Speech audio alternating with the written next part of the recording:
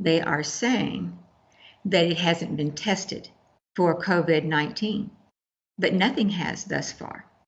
As I go back to, neither has social distancing. This drug has been around for a good 70 years. It was first discovered in 1937. Hydroxychloroquine actually came to use as an anti-malarial drug, and which, by the way, your listeners may or may not know, the CDC was actually formed in the very beginning to be an anti-malarial monitor. Hey everybody, it's Alex Newman with the New American, and we are here. We're very honored to have with us Dr. Karlad Graves. She's a board certified physician in family medicine by the American Board of Family Practice, and it's an honor to have her with us. She's been providing information to the White House on coronavirus and COVID-19, and just an incredibly insightful woman who knows more about medicine and these types of things than than almost anybody that I know. And so, Dr. Graves, Karlad, thank you so much for being with us. Thank you. Thank you for having me. I really appreciate this opportunity. Hey, it's great to have you with us. And Karlad is also very influential in the conservative movement. Pretty much she knows everybody. It's kind of amazing. But Karlad, it's an honor to have you with us. So Karlad, obviously we need to talk about coronavirus because that's what everybody's talking about, and so we need to do the same. And that's really what's on everybody's mind, especially because the economy is, partially shut down. People don't know when this is going to end. And so I want to start with the obvious question. How significant is the threat of coronavirus? Should we be very scared? Is it overblown? Somewhere in the middle? What are your thoughts on this? Well, I think somewhere in the middle. I don't think that we need to be scared to the point that we're afraid to say hello to someone. To this social distancing, actually, it's physical distancing. Social distancing irritates me. I don't think that socially we need to distance ourselves from our loved ones and our friends. This physical distancing, there are some studies that are recently coming out that saying that maybe this is not the best thing that we should be doing, because actually it's slowing down the curve that's certainly where the infection would have been and at this point. The same number of people are going to probably die. The same number of people are going to probably get it. It's just going to take longer. And so it extends out the isolation that we have been undergoing over this last month, in some places even more. So I think that there's a lot to think about. I have been shocked, Alex, at the point that Americans have so freely seemed to isolate and give up their freedoms for safety like this. I mean, and is it really safety? What I've been asking is, has social distancing been actually tested? Dr. Fauci has been so enamored by testing for the medication, the hydroxychloroquine, but has he done a double-blind study on distancing? Has it really gained us anything? I think that your question about is it dangerous or not, that's a good question. It depends upon who you are and what your overall health is. We do know, and everyone's read it by now, I'm sure, that anyone that's 60 or over is at a higher risk. But if you have comorbid conditions, like if you have diabetes, if you have heart disease, if like a young man in our church, he's 17 years old, but he just had a renal transplant. Well, he's at risk because he's immunosuppressed. So it's not his age, it's his condition. So it depends. So I will just say that that's why I think that physicians need to be involved with their patients directly. And this is one of the biggest reasons that I do not like the idea that the FDA actually approved the hydroxychloroquine only for hospitals, because I don't think anyone knows you better than your own family physician that you go to.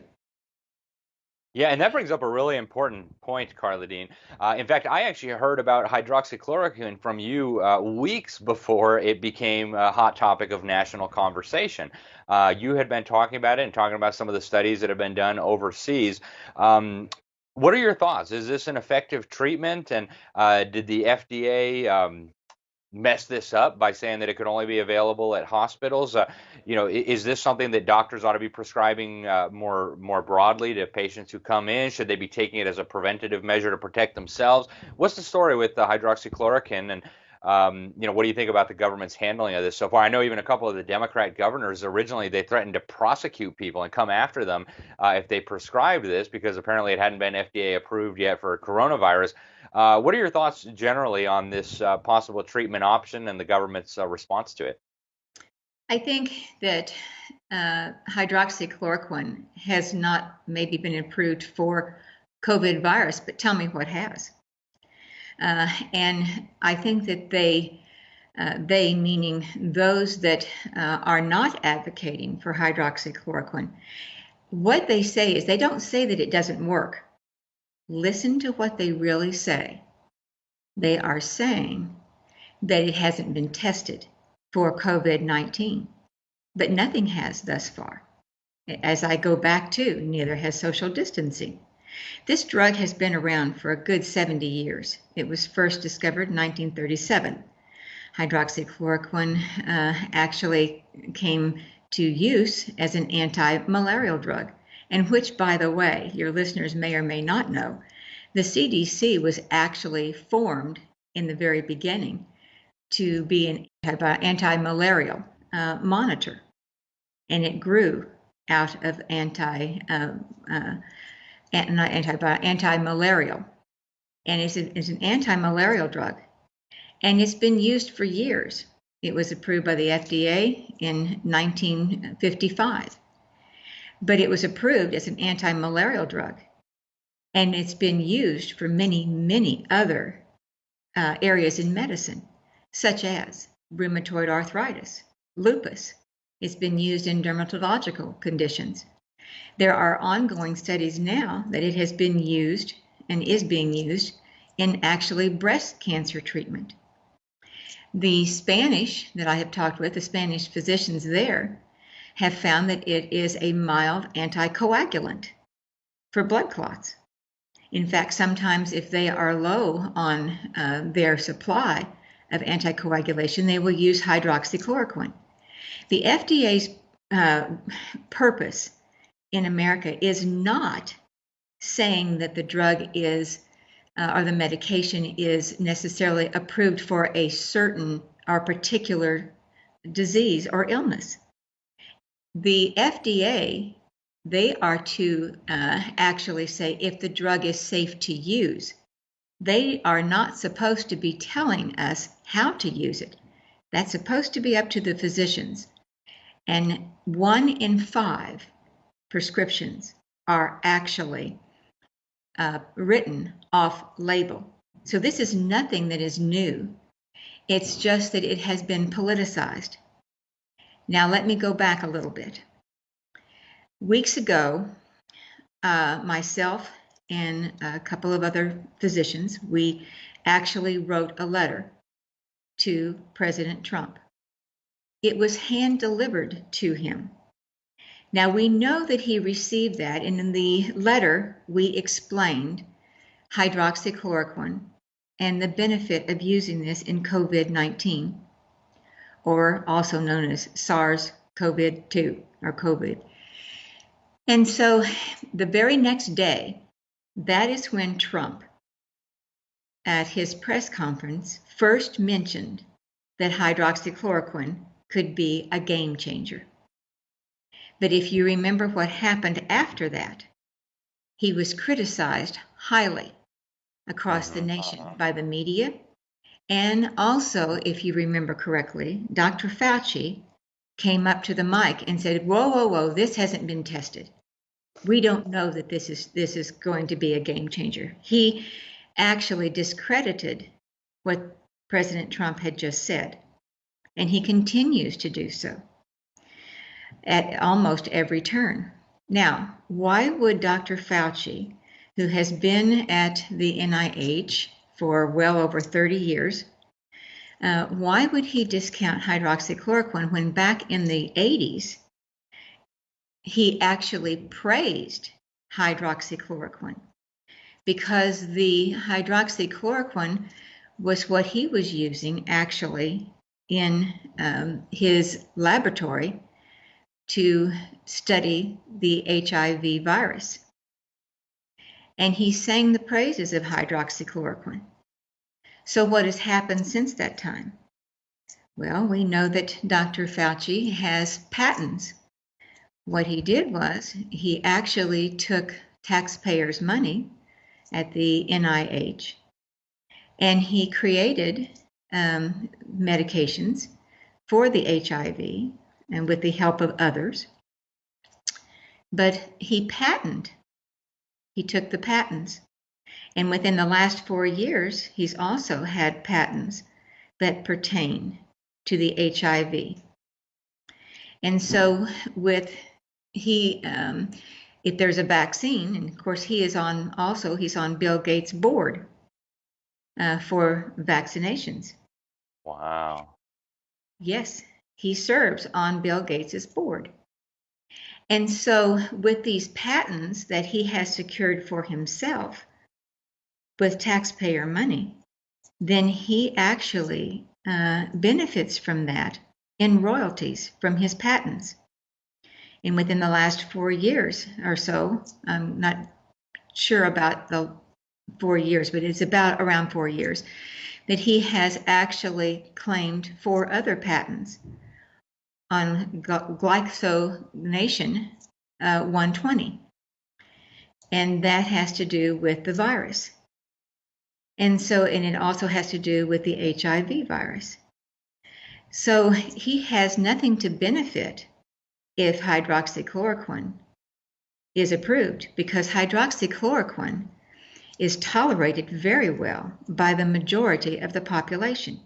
Yes, we have some that really we shouldn't give hydroxychloroquine. If you have a genetic blockage known as a prolonged QT interval, we wouldn't give it to that individual because it can actually make it worse and cause the heart block to be completely blocked and would require, of course, a pacemaker or could even lead to death. But those are very, very few. There are some, especially in the Black population, that have an enzyme deficiency. But there again, those are very rare circumstances. Alex, if you went to your family physician today and you said, I'm going to Africa in about 3 or 4 weeks, in about a month, what would you give me as an anti-malarial? They would, without hesitancy, they would write the hydroxychloroquine for you because that's what we use. Our military troops, when they are shipped overseas, they are given hydroxychloroquine. It is very rare that this medication would cause any actual harm to the majority of the populace of the entire world, let alone this country. So it sounds like it's a very safe medication, and it sounds like there's a very serious potential conflict of interest here with Dr. Fauci. Why do you think, I know there's a Fire Fauci movement now. We've interviewed a lot of experts who in medicine and science and things, and they've actually suggested that Fauci is just doing terrible things and that he ought to be fired. Why do you think the president is keeping him around when there's all these concerns and when he seems to be undercutting the president's efforts? And what reason could he have to keep him there? The only reason that I don't know, but the only reason that I can think is that Dr. Fauci has been validated by both sides of the political aisle. He certainly was with Reagan. He served under the Bush administration, the Clinton administration, also with the Obama administration. And he has been validated by both sides of the aisle. And I always say, well, I guess it's all about the pictures. It gives an appearance of actually the two sides working together. And if he were to actually dismiss Dr. Fauci, I think that there would be a great deal of repercussion from the media. Because if you notice, Dr. Fauci was not present with President Trump on an occasion, and the media questioned what's going on. Why isn't he there with you? And I think that a lot of it, I hate to say it, but I think a lot of it is political reasons. Hmm. Yeah, it does seem like it, and you can bet that the media would have a meltdown if Trump fired Fauci. But that may be what's needed, huh? And beyond the virus and the medicine and the different treatments and maybe conflicts of interest. What do you think about the government's response so far? I know you had some negative things to say about the kind of the untested so-called social distancing. I call it anti-social distancing. And beyond that, the shutting down of huge sectors of our economy, the destruction of so many small businesses. We're at 22 million people have filed for unemployment since the start. It's probably significantly higher than that now. And it seems to be mostly Trump supporters who are hurting, right? It's mom and pop businesses, blue collar workers, whereas all the Wall Street guys and government people and Democrats seem to be doing okay, and all the big corporations. Do you think it was wise to shut down the economy like this? And more broadly speaking, too, on the civil liberties side, they're telling our churches that they can't meet, and they're now trying to restrict protests. Are you concerned about the loss of civil liberties and economic freedom during this crisis and as a response to the coronavirus? I'm very concerned. I think that it's all unnecessary. I think that there's been more hype in the media than has been necessary at all, especially if we had been allowed, we, meaning physicians, had been allowed to use the hydroxychloroquine early on. We have to go back just a little bit, and if you don't mind, I'm going to give just a little bit of history of Please what do, has yeah. happened. Back in November of 2019, it has been told that definitely the CDC, by our intelligence, was told that this virus, this COVID-19, was coming, and that was in November. Now, if you remember correctly, and we all as human beings, and I include myself, we have short memories. And therefore, if you remember right, everyone was busy at that time impeaching a president, President Hmm. Trump. They were too busy actually focusing on impeachment to worry about a virus.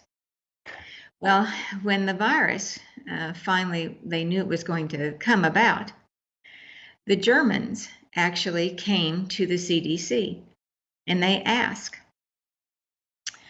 hey, we have a way of testing for this. We've given it to South Korea, we've given it to some others, and if you notice, South Korea has done very well. And the CDC said, no, we'll just create our own testing. Well, okay, they did. And it took, obviously, when you start from scratch, it takes time. And so that put us behind in testing. Then when the test went out, and that's called the PCR testing, a polymerized chain reaction. And all it does is that it actually measures some of the little short chains of RNA and DNA. And they found out when they shipped out these, and they finally got them researched and produced, they sent them to Washington State, and they sent them also to California. Well, physicians finally noticed that they felt that they were getting erroneous results. And indeed they were. So the CDC had to recall all of those PCR testings that they were using. The PCR test is not something that everyone should run out and get. In fact, I wouldn't get one myself. Because if you have any of the virus in your full upper nasal pharyngeal, the upper airway, and you take that probe and you put it down your nose and it goes clear to the back of your throat, all you're doing is pushing that virus down further. And these lineups that they're doing, I think, is ridiculous. Because here you have a person doing maybe one car after another. And so, how do you know that you're not spreading the virus from one car to another? It's not safe. And so, we also know that a PCR is much like an EKG or an ECG, if you want to use a technical term, the electrocardiogram. Alex, I could have an electrocardiogram done right now, and it would only give me a window of time that my heart was beating and what it was doing at that time.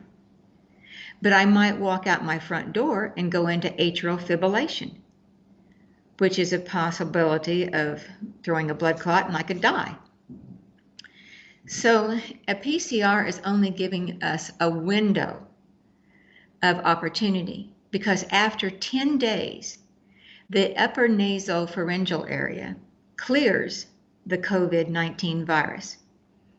But we have in our bodies what are called angiotensin converting enzymes. And those enzymes are actually what help the COVID-19 virus adhere to the cellular wall. I call it the Elmer's glue. When the virus is taken in, then that it actually activates this angiotensin converting enzyme. It actually causes a bonding of that virus to the host cell. We all know that viruses, they can't live on their own. They're parasites. I hate to say this, but I'm going to. Somewhat like politicians. I'm sorry, it just had to come out. It didn't stay in there very well. That's true, though. And so they can't live on their own. They have to live off of someone else. And so the virus is actually bonded to this angiotensin converting enzyme, and it gets through the cell wall through that way. And the process that it does that is called endocytosis. And I really don't want to go into a big viral study here. But what we know and what we have seen of this is that we call it ACE2, angiotensin converting enzyme 2. And they're throughout our body, but they're mostly concentrated in the lungs and in the intestines and in the kidneys, particularly. So what happens is that the virus leaves after 10 days, the upper nasopharyngeal area, and it migrates down into the lung. So if you do a PCR test at day 11 to see if the virus is there, well, it may be negative, but that doesn't mean that you don't have the virus. That doesn't mean that it's not in your intestines, or it's in your kidneys, or down in your lungs. Interesting. Yeah, my brother actually just got one of those tests done, and he's waiting on his results. That'll be interesting. I'll send him this video. Wow, so that's a lot to digest, Dr. Graves, and it's clearly there's some problems going on. But what would you recommend if you were in charge? What would be the correct response for government and for the healthcare system to take with this coronavirus? what would you say would be some really good and effective solutions to try to take care of the American people while also maintaining our liberties and our constitutional system of government? What would be a better way forward out of this mess that we're in? I think a better forward way is to do what we call the antibody testing, which is the IgM and the IgG. IgM is, we can tell within about 5 to 6 days if you've even been exposed to the coronavirus by doing the IgM and the IgG testing. However, here again, physicians' hands have been tied. Because if you remember correctly, hydroxychloroquine came out for hospitals only, hospital use. Then, when we discovered that we could actually do antibody testing that was much more effective, because if I drew an antibody level on you right now, Alex, and you had IgM, which is the early antibody, then I would know that Alex Newman needed some hydroxychloroquine, because I would not want that virus take the chance on it actually multiplying and causing more severe illness. So I would put you on it, but I would put you on a very low dose. Now, if you have rheumatoid arthritis or if you have lupus, then the hydroxychloroquine is given maybe 400 milligrams 2 times a day. However, what we are giving and what we are saying, if you didn't have any symptoms and you tested positive for IgM, then we would give you hydroxychloroquine, probably 1 a day for 5 days. But what some of these studies that the government is doing is really not fair to the hydroxychloroquine. Why? Because they are not adding to that a very, very important component to that, and that's zinc. Zinc is very difficult to get into the cell wall normally. However, the hydroxychloroquine seems to make the cellular wall more permeable to the zinc. Well, what does the zinc do? It gets into the cell and it actually fools the virus and says, let me help you replicate while you're in the endosomes, which are the little vesicles that feed our cells. And what they do is they actually shut off the replication. The zinc actually shuts off the replication of the COVID virus. So it needs to work synergistically. They need to be working together. The hydroxychloroquine, or if you want to, chloroquine, and the zinc need to be given actually at the same time. After we would give you, if you had IgM and no symptoms whatsoever, then why do we want to give you the hydroxychloroquine? Because we don't want you shedding it to your wife and to others around you. And if you go out into the community, we don't want to have you shedding the virus more to the community, even if you go to the grocery store. Mm-hmm. So this will cut down the viral shedding. But what's really good about it is that it allows your own immune system to actually finally develop what we call IgG, immunoglobulin G. And when you get that actually established in your body, then you probably are not going to shed, and you would be more safe to go back to your jobs. If we went and we were testing people for IgG, and then we would know that they had immunity, then they could go right back into the workforce with little, if any, danger or risk to coworkers or of those that they came in contact with. So you see, the government now stepped in, and they have actually taken a lot of the kits away from physicians.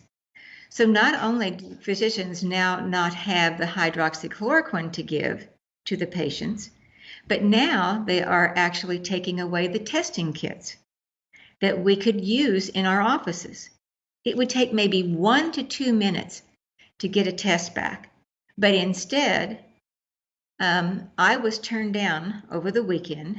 I wrote a paper, and someone saw the paper who is actually working with HHS and FDA and CDC. And they asked me to actually write another paper on it, so I did, explaining how we need, as physicians out in the field on the front lines, to have the antibody testing available to us instead of using the large Abbott machine that they are now placing in university settings and large hospitals, to have all the testing done through those larger centers. But we could also have it very reliably in the physicians' offices, and they would more appropriately turn people back out into their communities and to their places of work. Well, the HHS turned down my paper that was delivered to them. And they said, no, because we don't trust physicians to turn in the data. Oh my goodness. Oh my goodness. So why do And you think the government is getting in the way like this? I mean, it sounds like a big part of the problem is the government handcuffing doctors and physicians and medical professionals and not allowing them to do what needs to be done. Why do you think they're doing that? Why would they do that? well, without sounding like a conspiracy theorist here, Uh-oh. and everybody goes, oh boy, they roll their eyes. Oh, that Dr. Graves, she's really way out there. She's weird. She believes that actually the government's after us. Like I've always said, if they knock at your door and they say that they're there to help you, just hand them your lawyer's card. Uh, Right. That's what you do. Amen. You just say, "Why, thank you. I hope that my lawyer can help you." Uh, so I have no idea because I'm working with countries around the world, around the globe. Um, Working with the Secretary of India has communicated with me and has been very kind in sending me their protocol. Remember, they have 1.2 billion individuals or more in their country. And to have a pandemic strike across that country, and as we know, there are many, many poor individuals in India who have no health care whatsoever. And so they cannot afford to let a pandemic like this hit their streets where there are, well, it kind of looks like the streets of San Francisco and some of the places that are sanctuary cities, uh, Yeah. most of India. And so what they did was they immediately they gave all of their first responders hydroxychloroquine, and they've adopted a policy where they are actually giving the hydroxychloroquine not only to a family member who might come down with it, but they give it to the entire family. Everybody gets hydroxychloroquine, even if one member has shown up with the COVID-19, because they do not want this to be spread out among their community. And they are using it on a very wide basis. And so this is what we have been advocating for from, well, like you said, even before it hit, as far as being controversial. We were actually advocating because what that hydroxychloroquine and chloroquine does, what we have found is it puts a coating over the cell so that that enzyme is not actually able to bind that virus to the human cell. And we also think that it also decreases the inflammatory cytokinins. You may have heard of cytokinin storm that people actually go into, and that's usually when they are unfortunately put on ventilators. And that's another whole story that I could tell you about that we probably should not be doing, is using a lot of ventilators. That's what I've been These, hearing too. Yeah. oh, it's causing scarring in the lungs. We do not, a ventilator is used when a patient cannot breathe on their own. The problem is that patients who have this COVID-19, then they become so ill, it's not because their musculature is not performing correctly with the lungs. It is because they actually cannot diffuse the oxygen and the carbon dioxide. And it's a more of a diffusion problem than it is actually a musculature problem. And so we're finding out that when these vents are particularly set at high pressures, what we're probably doing is causing a great deal of scar tissue in the lungs that person is going to have for the rest of their life. Now, let me add something just very quickly. One thing that we are looking at now, we don't have enough data on it, and I understand that, but we have noticed that those individuals who have normal vitamin D levels do not go on ventilators. And what your listeners could really do is actually go to your physician. Say, I want a vitamin D level. I want to know what my vitamin D level is. And we would like to have it at about 55 to 70 nanograms per mil level. That would be a good level to have to build up your immunity. We have also found that zinc is actually good to have on board. What would you need? Maybe 25 milligrams a day if you're not ill.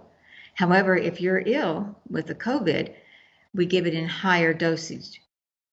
And remember what I had said, we give the hydroxychloroquine in low doses, like 200 milligrams one a day, and then maybe one a week thereafter until the pandemic is over, if you have the IgM and you're asymptomatic.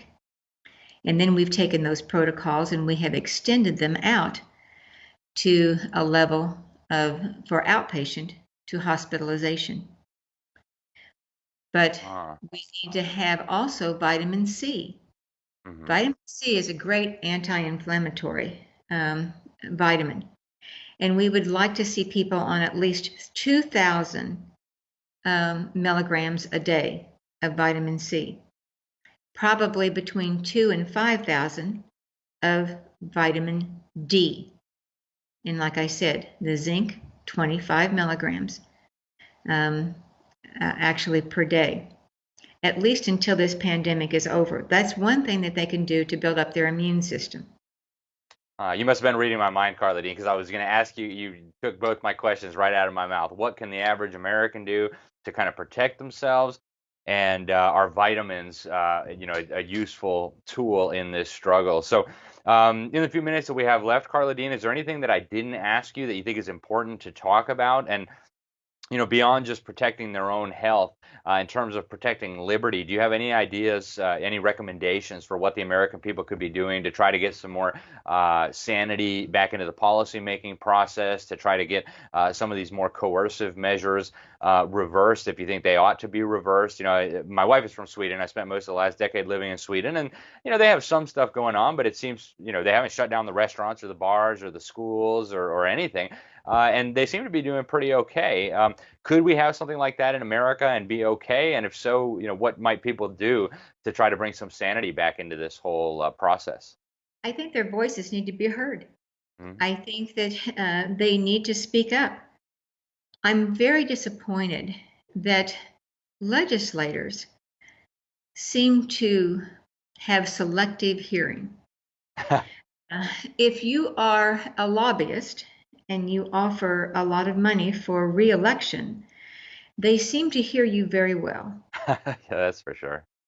Now, if you are a constituent and you have an hourly wage, but you have a concern that you want your representative or your senator to listen to, then it seems that you get a form letter back or a form type of reply back that one of the staffers got stuck with or an intern got stuck with in returning your message, if you even get that.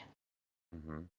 So I think that individuals in America, until we speak up, now remember what our forefathers said, it was a government for the people. But then what did they follow that with? It was by the people. And people want to leave that out because with that comes responsibility. And so they need to have their voices heard and actually demand release the hydroxychloroquine to the physicians as you do in other conditions, such as an anti-malarial or malarial treatment, such as a lupus or a rheumatoid. It reminds me of Moses, let my people go. Let our medicine go. Let our medicine go. And then I think that also they meaning physicians, should be allowed to do the testing at a local level very quickly, and they would know more scientifically how to treat the patients.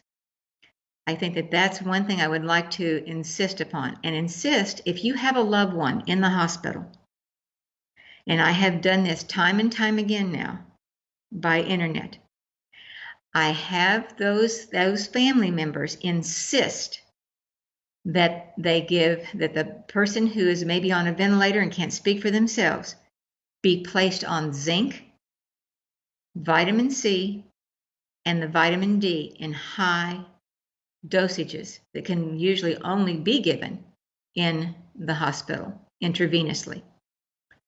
But please advocate for your loved one. Excellent. All right, well, Dr. Graves, thank you so much for being with us. Thank you for being so well informed on this and sharing your insight and the information with us. So we really appreciate it. Please keep up the good work, and thank you once again to the viewers out there. Thank you for watching. Please make sure you share this video. As you know, YouTube and Facebook don't like us much, and they don't want alternative information, other narratives, other voices to be getting out there. So we depend on you to get this information out. Share it by email and on social media. Subscribe, like, and do all those other good things that only you know how to do and that only you can do. And thanks again for watching, everybody, and God bless.